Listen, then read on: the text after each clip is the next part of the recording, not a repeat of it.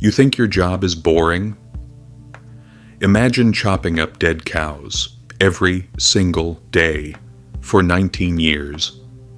Now imagine that a man who did exactly that, a simple butcher in ancient China, a man who smelled of blood and bone dust, used that job to achieve a state of enlightenment that modern psychologists now call the ultimate flow state. His name was Ding. And he has something to say to every exhausted knowledge worker, every burned-out parent folding laundry at midnight, every coder staring dead-eyed at a screen full of the same functions they wrote 6 months ago. Stay with me. 2,400 years ago, a philosopher named Zhuangzi watched a butcher at work, and what he saw stopped him cold. Ding wasn't just cutting, he was moving, every slice of the blade rhythmic, every shift of his shoulder precise, his feet planted, his knee guiding, the knife finding its path like water finding a channel.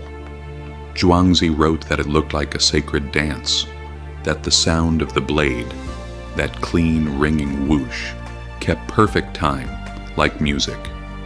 The king watching him gasped and said, "What skill? What extraordinary skill!" And Ding set down his cleaver, wiped his hands, and said, "What I follow, my lord, is not skill. It is the Tao. It is something beyond skill."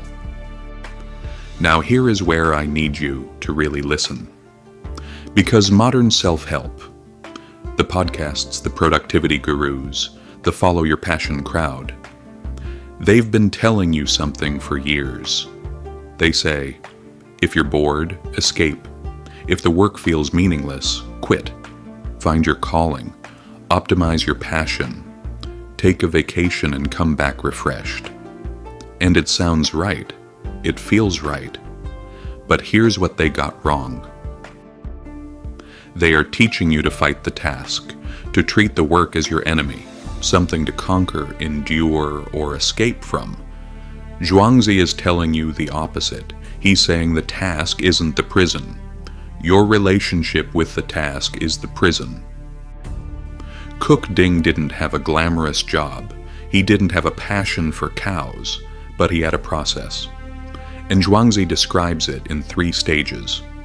3 stages that, if you pay attention, map almost perfectly onto your Monday morning inbox. Stage 1. Ding says, "When I first began to cut, I saw only the whole cow." The whole cow. You know what that feels like. Your first week at a new job, your first month trying to build a habit.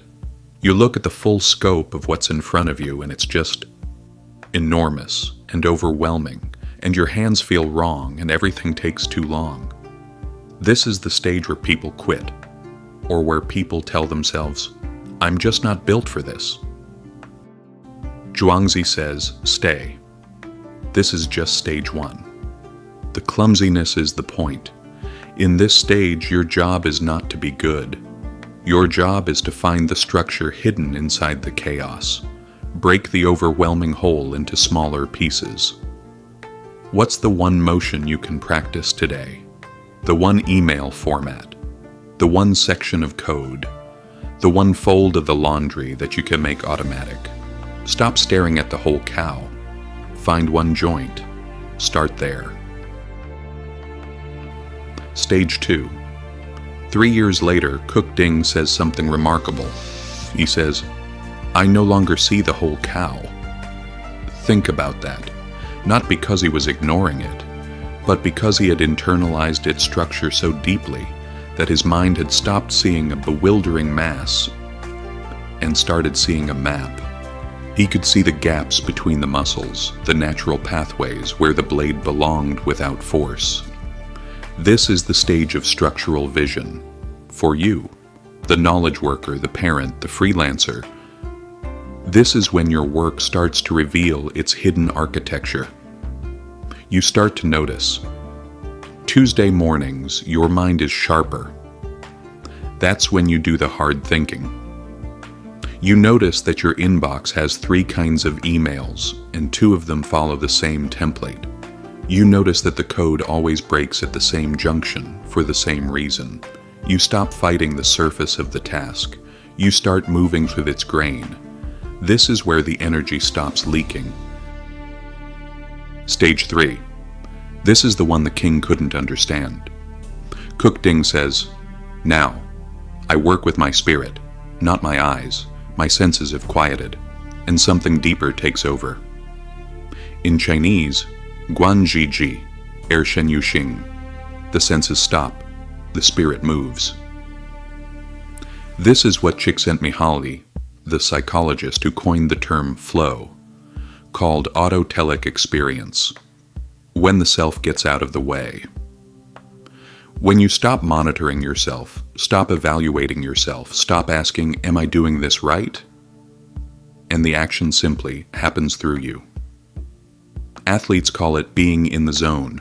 Musicians call it the music playing itself. Zhuangzi calls it you, the art of flowing through. Not fighting, not forcing, flowing. Kuk-ding's blade had been in use for 19 years, while other butchers replaced their blades every month because they were hacking, forcing, cutting against the grain. His blade was still sharp, because he had never fought what was in front of him. He moved through the gaps. Yu Yi Yu Ren. Room to spare, room to breathe. Even the knife gets to rest. Let me make this practical, because Zhuangzi is not just poetry. He's a survival manual. The next time you sit down to do your most hated task, the data entry, the report, the dishes, the code review, I want you to try just one thing. Stop asking, "How quickly can I get through this?" and start asking, "Where is the natural structure here? Where is the gap the blade fits?" Maybe it's the rhythm of the typing. Maybe it's organizing by a pattern you've never noticed. Maybe it's finding the one part of the task that requires actual thought, and giving that part your full attention so the rest can become automatic. Kuk-ding didn't achieve his flow state by loving cows. He achieved it by paying such deep, sustained attention to what was actually in front of him that eventually, the cows taught him how to cut. The task will teach you how to do it if you stop treating it like the enemy. There's a concept in Zhuangzi called Xinzhai, heart fasting.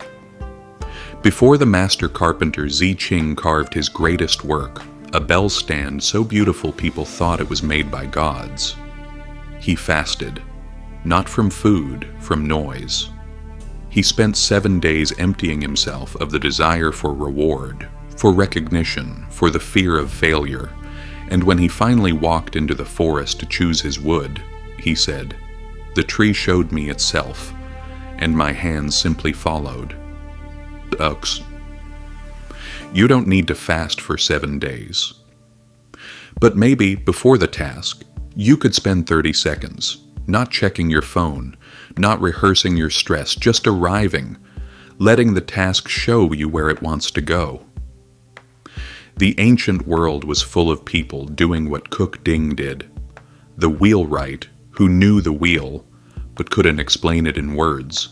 The carpenter who carved wood like breathing. The painter whose brush moved like thought.